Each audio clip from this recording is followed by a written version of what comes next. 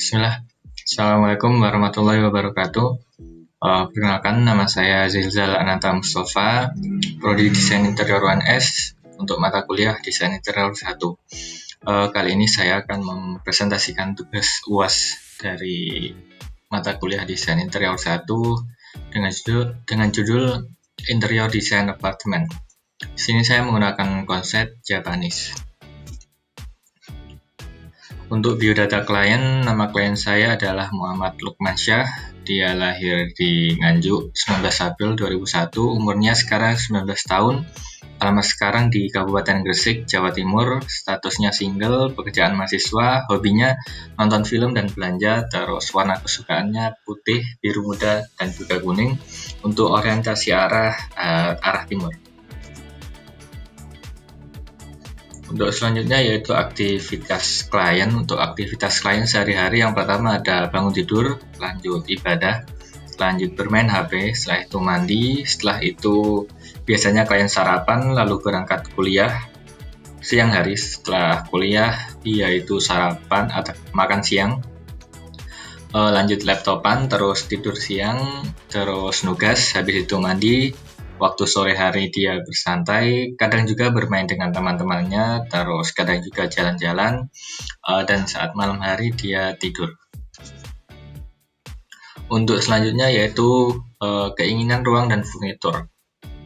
Bisa dilihat gambarnya di bagian kiri dan kanan. Saya jelaskan. Nah, untuk keinginan ruangnya sendiri, klien satu ingin ruangan yang tertata rapi meskipun banyak barang, terus kamar terlihat luas dan tidak sumpah, terus warna kamar juga dominan putih.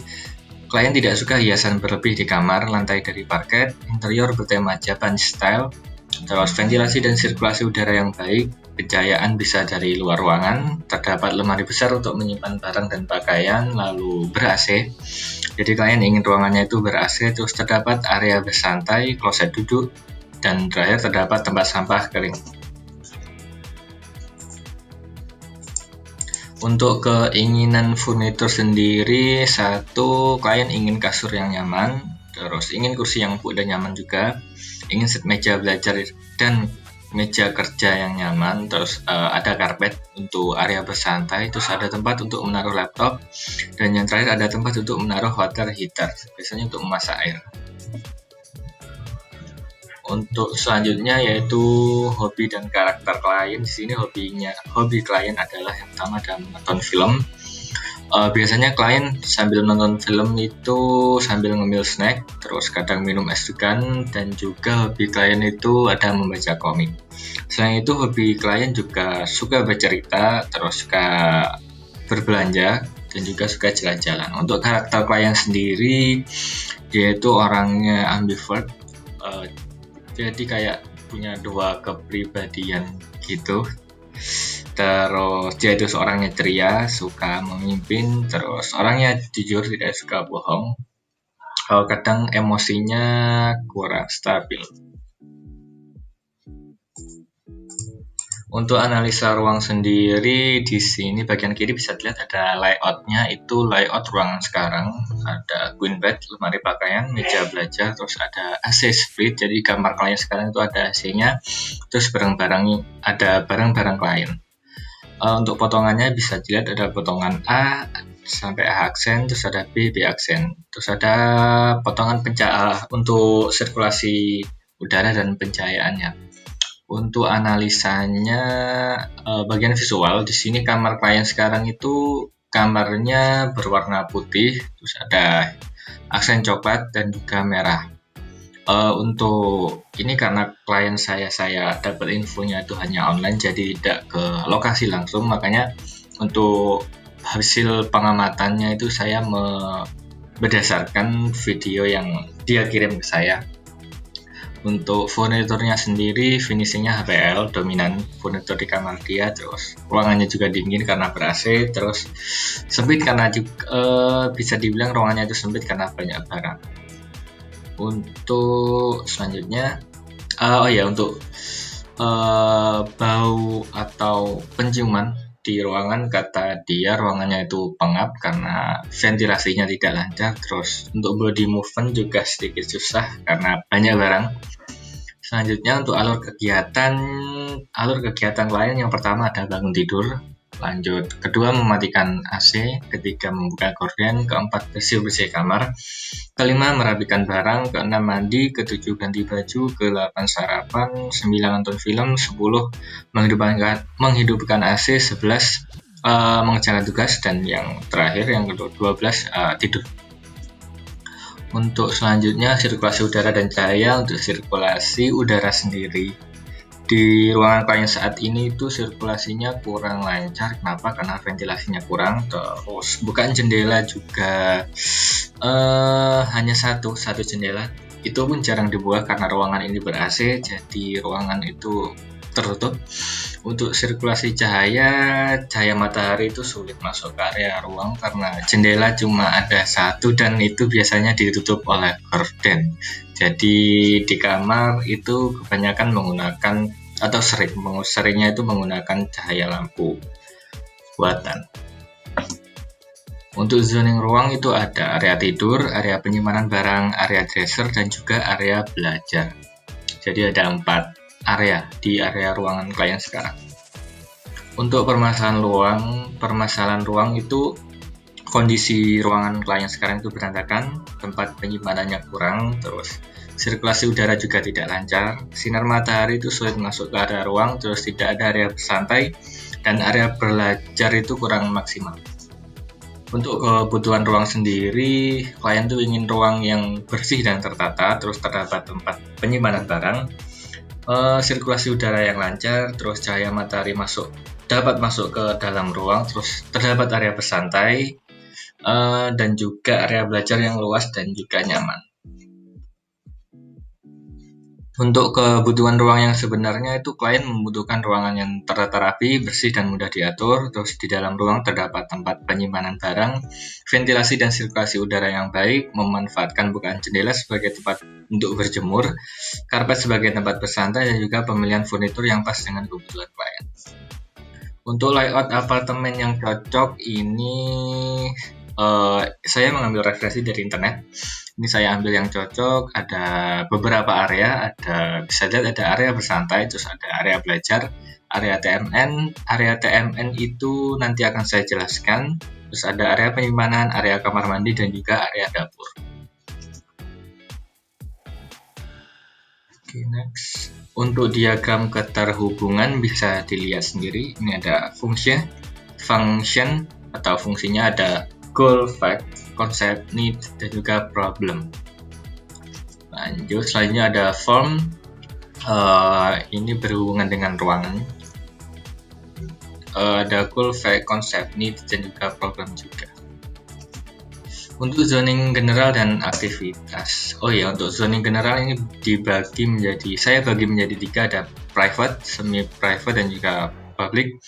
Untuk area privat sendiri itu ada aktivitas persiapan pakai baju, mandi, tidur, dan juga makan. Untuk semi-private itu ada belajar dan juga kuliah, terus ada nonton film dan juga membaca komik. Untuk publik ada aktivitas bersantai.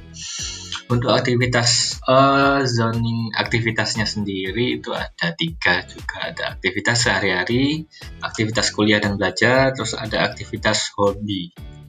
Di sini untuk aktivitas hobi kalian ada nonton film, membaca komik, bercerita, belanja, dan juga jalan-jalan. Untuk zoning dan grouping sendiri, untuk zoning dan grouping di sini setelah diketahui beberapa aktivitas klien itu saya gabungkan, di mana ada beberapa 1 sampai 3 aktivitas yang sekiranya bisa digabung menjadi satu. Di sini saya berencana menggabungkan antara aktivitas tidur, nonton film, dan membaca komik. Itu kan klien bisa kebanyakan dilakukan di atas kasur, jadi itu rencana saya gabungkan. Selanjutnya untuk grouping sendiri di sini saya bagi menjadi 7 area. Yang pertama ada area TMN, area belajar, area dresser, area bersantai, area makan, area kamar mandi, dan yang terakhir ada area penyimpanan barang. Untuk bubble diagram sendiri, di sini area TMN berdekatan dengan area belajar, juga berdekatan dengan area dresser. Untuk area bersantai dengan area TMN bisa dekat bisa jauh. Untuk penyimpanan barang dengan area kamar mandi bisa dekat bisa tidak. Area kamar mandi dengan area dapur bisa dekat dan juga bisa tidak. Untuk adjacency diagram bisa dilihat, untuk warna hijau itu menandakan dekat, untuk warna kuning menandakan agak dekat, dan warna merah menandakan jauh. Untuk layout ruang sendiri, nah di sini saya mengambil ada dua referensi layout. Saya mengambil dari internet. Yang pertama ini areanya ada area belajar dan juga bersantai, ada area penyimpanan barang, ada area TMN, area kamar mandi, area dresser, dan juga area makan atau area dapur. Untuk layout apartemen yang cocok ini yang pilihan layout kedua.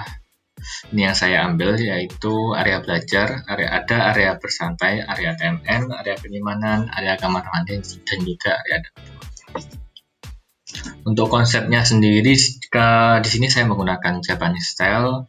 Dari referensi yang saya ambil, desain rumah Jepang adalah soal keseimbangan dan keselarasan dengan alam, dan tampilan minimalis yang mengedepankan kesederhanaan.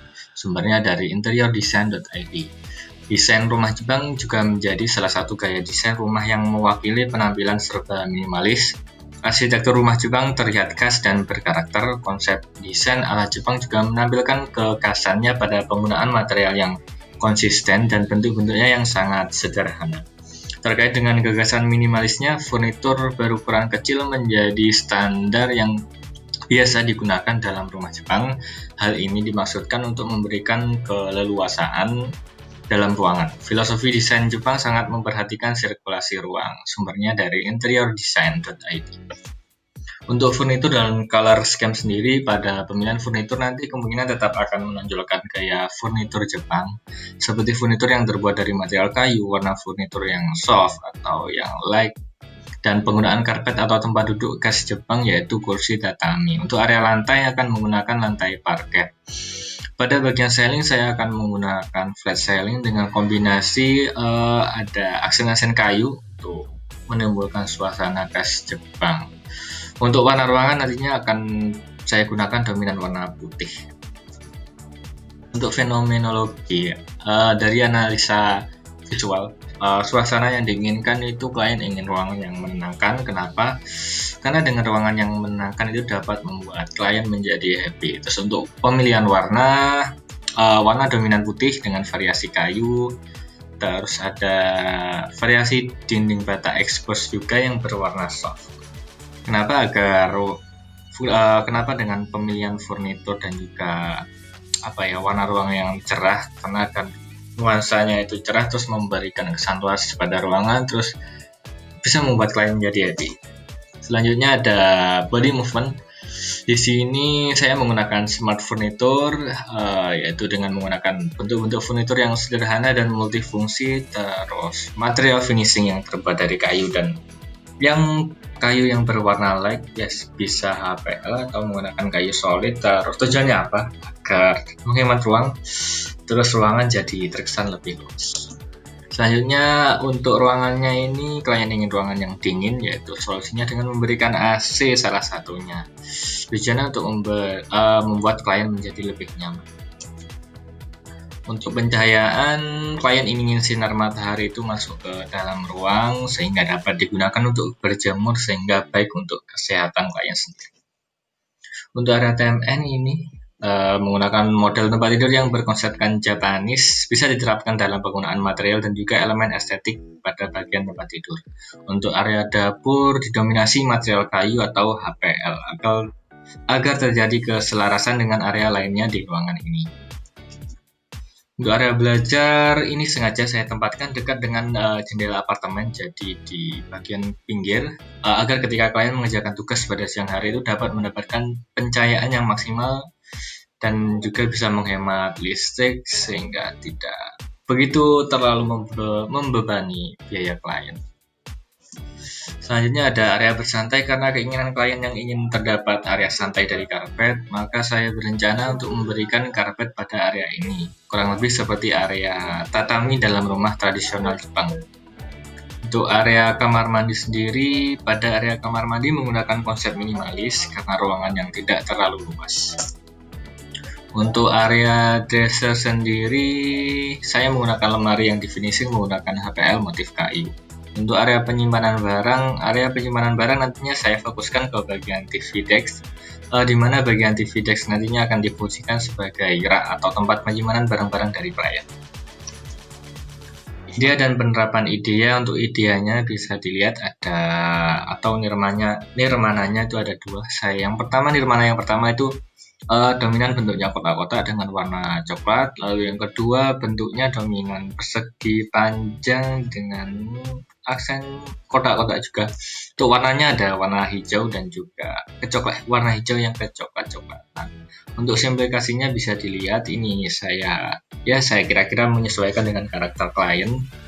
Lalu penerapannya, IDEA saya terapkan pada bagian kasurnya atau headboard dari tempat tidurnya, terus ada tempat penyimpanan storage dan juga bagian kabinet di dapur. Selanjutnya ini ada proses simplikasi nirmana yang awalnya dibentuk nirmana lalu diaplikasikan atau direalisasikan ke bentuk aslinya. Untuk denah ruang sendiri, ini ada denah existing dan juga ada denah furnitur. Untuk denah existing terdapat beberapa ruangan, ada area balkon, area belajar, area bersantai, area menyimpan barang, area TMN, area dresser, area dapur, dan juga area kamar mandi. Furniturnya bisa dilihat sendiri seperti itu. Selanjutnya ada denah pola lantai. Di sini lantai yang saya gunakan pada bagian tengah itu ada lantai parket. Untuk balkon ada lantai batu alam atau lantai semen, dan untuk kamar mandi ada lantai dari marmer atau keramik yang bermotifkan marmer. Untuk plafonnya sendiri seperti itu, terdapat menggunakan plafon lumber sharing dan juga gypsum board. Terus ada hanging lamp juga. Di sini untuk pencahayaan saya menggunakan downlight. Terdapat juga AC sentral. Selanjutnya ada potongan, ini potongan A aksen, potongan B aksen, potongan CC, juga potongan DD. Selanjutnya perspektif dan aksonometri. Untuk perspektifnya seperti ini. Oh ya, di situ terdapat bata expose, harusnya warna batanya itu sedikit soft, coklat-coklat muda gitu. Tapi saya karena tidak bisa menggambar jadi warnanya seadanya. Selanjutnya ada aksonometri, bisa dilihat seperti ini. Selanjutnya ada furniturnya. Di sini terdapat 18 furnitur, bisa lihat mulai dari kabinet, kulkas sampai pot. Selanjutnya ini untuk detail furnitur. Ini saya ngambil detail tempat tidur, lalu juga detail dari TV desk atau storage-nya sendiri. Material dan color scheme bisa dilihat di sini, dominan warnanya itu menggunakan material kayu, jadi warna-warna coklat. Lalu untuk lantai ada lantai parket, batu alam, dan juga lantai marmer. Terus untuk penggunaan sofa yang empuk, kursi juga kursi yang empuk. Terus ada material pendukung lainnya seperti kaca dan juga aluminium. Untuk detail konstruksi sendiri ada konstruksi plafon. Di sini plafonnya pada area di atasnya area TMN itu menggunakan plafon gabungan antara kayu dengan gypsum board untuk menimbulkan jadi kayak downsailing gitu, untuk menimbulkan kesan Jepang. Terus pada kamar mandi ada biasa plafon flat ceiling dengan material gypsum board. Untuk lantainya sendiri bisa dilihat ada konstruksi lantai, dimulai dari yang sebelah kanan itu lantai dari marmer, lalu di bawahnya ada lantai dari parket, sampingnya ada lantai dari batu alam. Terima kasih, mungkin itu presentasi yang dapat saya sampaikan. Kurang lebihnya mohon maaf. Wassalamualaikum warahmatullahi wabarakatuh.